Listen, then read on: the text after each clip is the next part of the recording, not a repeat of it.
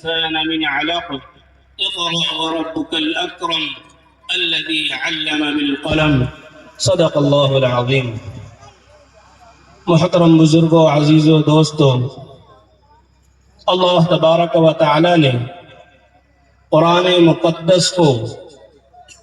جب ہم دیکھتے ہیں کہ کس چیز سے نازل فرمایا تو ہمیں معلوم ہوتا ہے کہ سب سے اہم مسئلہ توحید کا مسئلہ ہے، اور پھر ہم نظر دوڑاتے ہیں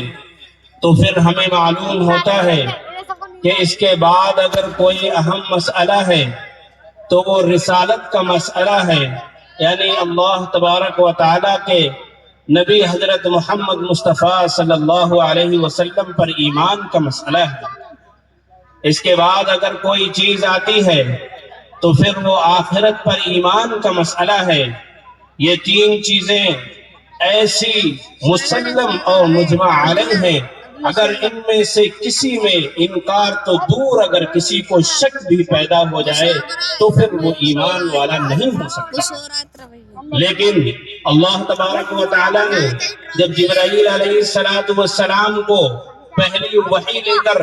نبی صلی اللہ علیہ وسلم کے پاس بھیجا ہے تو نہ تو اللہ تبارک و تعالیٰ نے اپنے اوپر ایمان لانے کا مسئلہ بیان فرمایا، اور نہ ہی نبی صلی اللہ علیہ وسلم کی رسالت کو بیان فرمایا، نہ آخرت پر ایمان کا مسئلہ بیان فرمایا، نہ فرشتوں پر ایمان کا مسئلہ بیان فرمایا، نہ تقدیر پر ایمان کا مسئلہ بیان فرمایا۔ اگر پہلی وحی نازل ہوتی ہے تو وہ ہوتی ہے اقرأ بسم ربک الذی خلق، کہ پڑھیے اپنے رب کے نام سے جس نے آپ کو پیدا کیا ہے۔ یہ پہلی وحی اس بات کی دلیل ہے، یہ ہمیں یہ بتاتی ہے کہ اللہ تبارک و تعالیٰ کے نزدیک پڑھنے اور علم حاصل کرنے کا کتنا بڑا درجہ ہے اور کیا مقام ہے، کہ تمام اہم مسائل کو چھوڑ کر اللہ تبارک و تعالیٰ نے پہلی وحی کے اندر علم کو حاصل کرنے اور اس کو سیکھنے کا جو بیان فرمایا ہے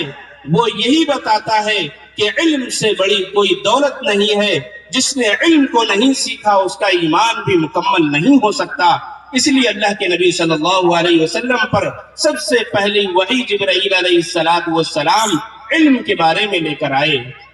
اور اللہ تبارک و تعالیٰ نے پھر آگے یہ ارشاد فرمایا کہ اس رب کے نام سے پڑھیے جس نے آپ کو پیدا کیا ہے۔ یہ وحی خود اس بات کو بتاتی ہے کہ اب سیکھنے اور جس علم کو حاصل کرنے کا اس وحی کے اندر بیان فرمایا ہے، وہ وحی یہ بتاتی ہے کہ انسان اس طریقے کا علم حاصل کرے جس سے وہ یہ پہچان سکے کہ اس کا رب کون ہے، اس کا پیدا کرنے والا کون ہے، کون ہے جس نے یہ زمین و آسمان بنائے ہیں، کون ہے جس نے یہ پہاڑ بنائے ہیں، کون ہے جس نے یہ سمندر بنائے ہیں، کون ہے جس نے یہ آسمان پر ستارے سجائے ہیں۔ اگر ہمیں پوری زندگی علم حاصل کرنے کے بعد بھی یہ معلوم نہیں ہو سکتا کہ ہمارے